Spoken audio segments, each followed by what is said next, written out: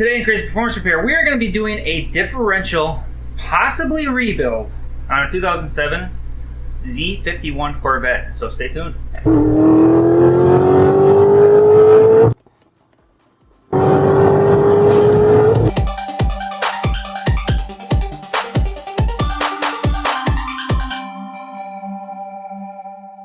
So above me, you can see I got a Corvette sitting on the hoist. We are ready to get started on this thing. I'm going to be pulling the exhaust off first, just the back half here, the two mufflers.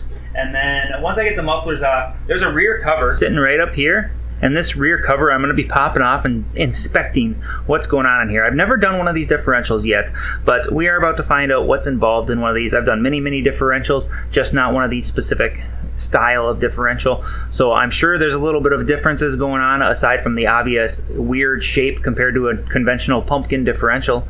But we are about to find out what is actually in here and whether I can rebuild it or not. Okay, so I talked to the customer earlier. I suppose I better backfill you quick. And he said this differential's been apart a time or two or three or who knows how many times. But that's pretty obvious and pretty apparent looking in here. Now there's hammer marks all over on these guys here. This one is broken, this ear. If I were to take this bolt off, I'd be able to pull that ear off. That's no good, obviously. And then there's all kinds of dings and hammer marks on this piece as well. And I'd imagine that's to retain this thing in its position. They're trying to keep it from rotating off or whatever. But I'm going to go ahead. I don't know if that's supposed to spin or what, but I'm going to take this guy. I'm going to put it in here. It's a nice tight fit. And I'm going to try and crack it free, lefty-loosey version, and see if anything gives.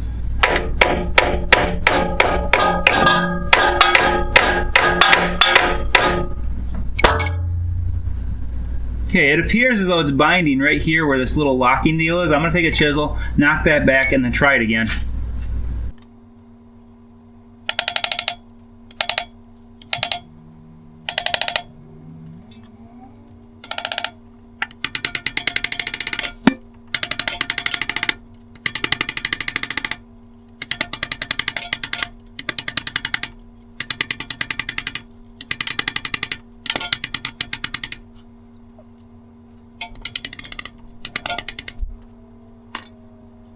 Okay, so that took a little bit of effort, but it wasn't as bad as I thought it would be. So let's pull this off and see what in the world we are going to be dealing with. You see a big ring with threads on it. Threads are all mangled and beat up where they locked it into place for whatever reason they did that. I mean, I'll probably do it too because it kind of makes sense. But I'm going to go ahead and zip these bolts out and take a look. Now, of course, this piece is going to break off.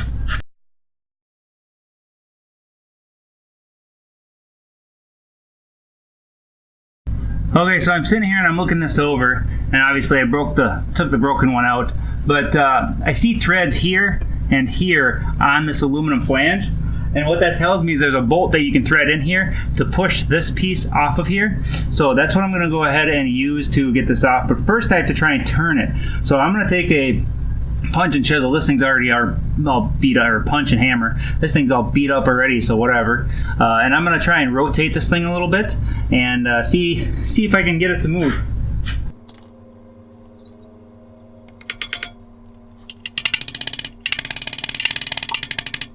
Okay, there we go. Now I'm just going to go ahead and find a bolt that matches this thread and try threading a bolt in to see if I can pull it apart.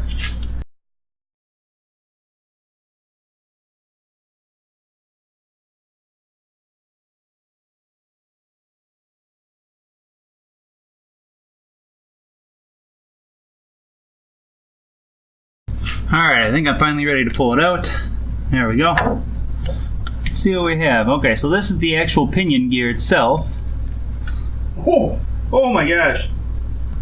I'm not sure whether the camera caught it or not when I was pulling it out, but if it did and you saw it, good. However, I was not expecting that much problem with this differential. So here is the pinion gear. Holy hell, it's missing two teeth altogether. That one is cracked. See, that one's about to chunk out. This one's cracked.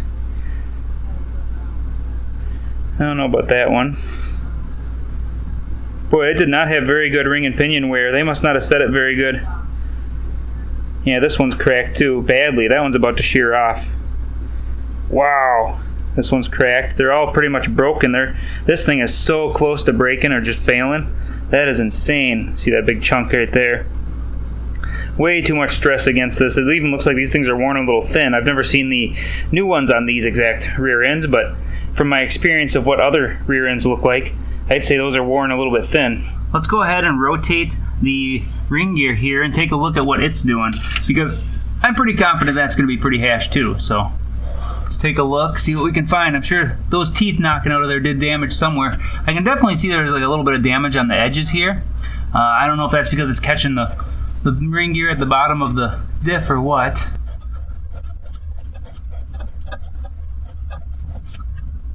Okay, so I don't see anything obvious other than the little bit of dings in the corner of the gear there. Just gonna take a look around and see. There's a couple of nicks up here. There's a little bit of a damage mark right here. And I imagine all that is from the teeth flying around when it first started falling apart. Well, there's a couple of teeth in the bottom there somewhere. I'm gonna grab a magnet.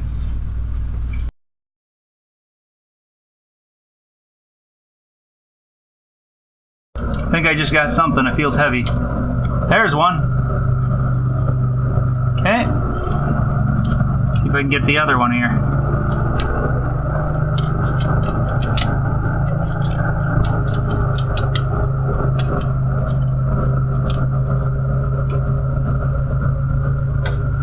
So you can see I have a little piece of a pinion gear in my hand, and obviously that's not good. So we're going to go ahead and see if I can't rebuild this thing. I have a little bit of concern for being able to actually check the way the ring gear and pinion gear are wearing together, check the mesh, because I don't know if I can access the gear from the other side. And if I have to access it from this side, pull the gear in and out just to be able to check for the pinion depth along with the ring gear position, it's going to be quite a challenge to rebuild this differential. So I'm going to give the customer a call, let him know where I'm at as soon as I figure that part of things out as far as how I'm going to be able to rebuild this thing, and then we'll go from there and figure out if I'm actually going to rebuild it or if I'm slapping it back together and sending it off. Alright, so just got done talking with the customer. We're going to end up doing a replacement diff. I'm not going to rebuild this thing. So what I'm going to do is I'm going to go ahead and get the plug back in here so it's not dripping on me and spray some of this down. And then I'm going to take the main mounts off of here. This plate that's like it's a tin protection plate basically. There's a couple fuel lines that are hanging in there from the previous guy who put this car together. They don't like hard lines. I prefer hard lines myself.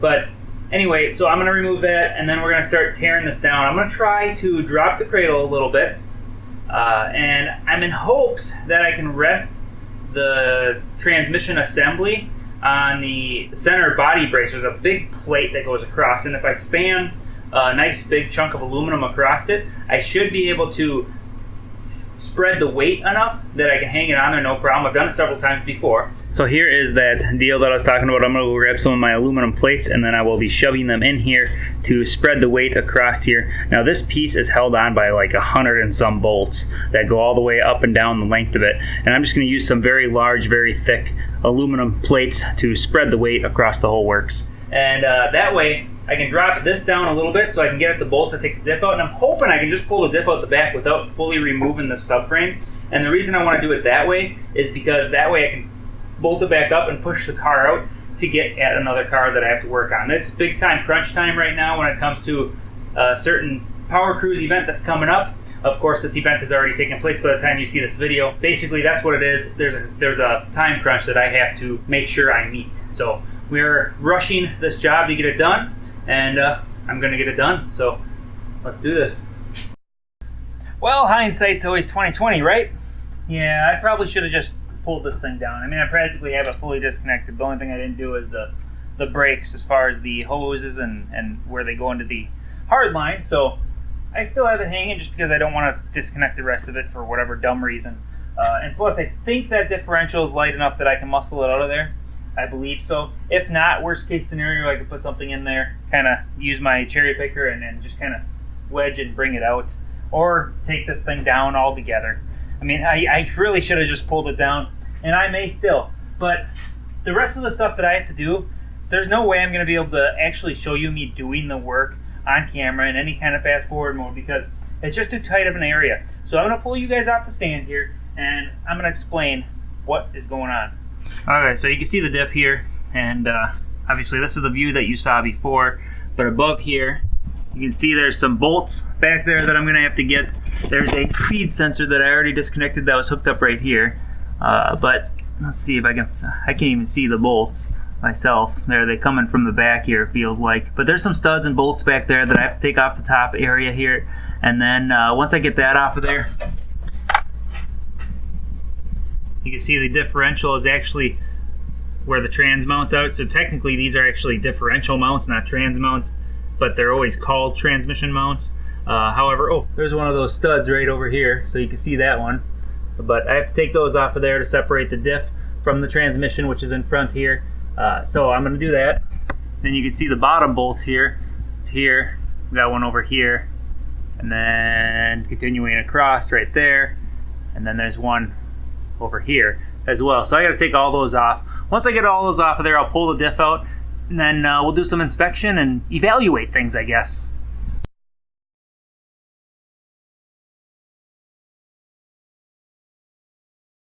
Well, that sure is interesting. So the differential's main shaft coming through the back is actually the output of the transmission, and it goes all the way through the diff to the pinion over here.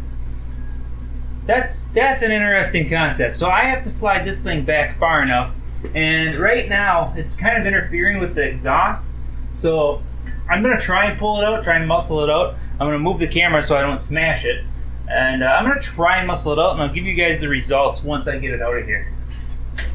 Okay, so here is the differential. You can see I got it out. Now, there's a breather here. This particular vehicle's breather I know was not working, because every time I ever pulled the drain or the fill plug on it, it would hiss at me. Just kind of looking this over quick while on camera for the first time. I dropped it down and then I literally turned the camera on. So, okay, we can see we got some RTV that bonds the two. There's also an O-ring here, so apparently the transmission is sealed between the diff and the tranny here, so I should probably look into getting an O-ring for this. We'll see what the new one looks like. Oh, that actually turns really nice. That's a surprise. One thing I'm going to do though is I'm going to pull these mounts off of here, because it'll be easier to put the new one in if the mounts are actually on the subframe. Alright, there's that portion of it. And I also think I'm going to go ahead and zip this apart to learn. Might as well learn while I'm at it, right? I don't mind spending a little extra time to learn now, so that I can feel more confident in doing things in the future and know I am or am not capable of doing such a job as this differential, because there might be some special tools required. What I have to decide is whether it's worth investing in those tools or not. So I think I'm going to go ahead. I got a little time before the new part shows up. Zip this apart, take a look, and see what in the world is going on inside this differential. So you guys will be right back after I get all these bolts off and get it apart. I see a locking pin here, and I see a little RTV holding this end piece on, so I'm sure it'll take a little bit of hammering, but I'll get it. Alright, I got the differential all tore down, and I have all the pieces kind of laid out here, including the broken off pinion gear pieces. We got some seals here. We have these two large seals. They go around those two case halves sitting there. This guy here is for the input side of the differential. Obviously this is just a hollow shell right now because all the parts are out. Then we have this collar here, which goes there, and these guys. So we have this collar, which is the actual pinion nut, more or less, because the pinion is on here, and that holds the bearing here onto this pinion. So I still have to take that and separate that yet. I'm probably going to end up replacing this piece because of how mangled and damaged it is, and I might actually do a rebuild on this unit. So I'm looking at the wear pattern of this unit right now, and what I'm seeing is this thing obviously had a lot of load on it, but I believe they had the pinion or ring gear depth set incorrectly. So either the ring gear was not shimmed right, or the pinion was not shimmed right, or maybe a little bit of both. But either way, I think it's a shimming issue that caused this thing to fail. So I'm looking at this guy, and there's only a couple shims here, there's a shitload of shims here on this side, just a buttload of them. And the ring gear sat over here. So being there's a lot of shims here and very little here, they had it shoved this way as far as possible. So it's sitting this direction as much as it possibly can be, pretty much, because they only have maybe one shim, two shims tops on this side. So I'll find out when I get the bearing off when I actually go to rebuild this thing, because I am going to end up rebuilding this, I believe. I just got to see if the customer will let me have it, and then I can rebuild it and sell it and maybe make something off of it. So that's what I'm going to try and do, but I'm going to have to concentrate heavily on the shims. Alright, so I abruptly ended that video with the differential apart. I was hoping to get into more detail with the differential. The problem is my camera's memory ran out of space, so I didn't get into very much detail. I actually went into the carrier assembly itself, and I tried to disassemble it on camera. I had a couple issues. I ended up taking it apart. So that carrier case, it's got a bunch of bolts around it. I just want to get into how it comes apart in case any of you want to take it apart at some point. And you take two out, you can slide the pin through, take the pin out, and those axles will not come out until you pull this case apart. And it's got a kind of a C-clip thing, but it's a special type of spring clip that you have to remove with special pliers that I have. It's not impossible to remove it without it. You remove the two bolts, you push the pin out, then you remove the rest of the bolts and you separate the case. It's got a bunch of clutch packs and such in there. And I actually have a picture that I posted on my Instagram and my Facebook of what this thing looks like. So I'll go ahead and throw that image up here. And you can see in the center of that image there is a disassembled case for that thing. And I got all the parts spread out. Now I cleaned all these parts up in the parts washer, and I'm probably going to actually rebuild that differential later on as a resale differential for if I get another one of these cars in that happens to need a differential, and it's one of those I need it now kind of thing. That way they have something and I can throw it in. Either that, or I will just have everything I need to rebuild it except for the actual gear itself, the ring and pinion, because that's where things get kind of weird with performance cars, because everybody wants a different gear ratio. So somebody might want a 411, somebody might want a 342 or a 372 or whatever gear ratio they want. That particular car had a 372, which is a steeper gear than the factory 342, I believe is what it is. And so I could do a factory gear, but not everybody's going to like a factory gear. So I want to be able to leave it open and available to put a 342 or a 372 or whatever other ratio might fit in that carrier case. And with that, like, share, subscribe. And as always, hope to see you in the next episode. Thanks for joining me. Wonder how much it's going to cost me to fix that differential. Probably quite a bit. I should probably look into that before I actually rebuild it, because the rebuild ones on RPM are quite expensive. But I'm out. It's been a long day.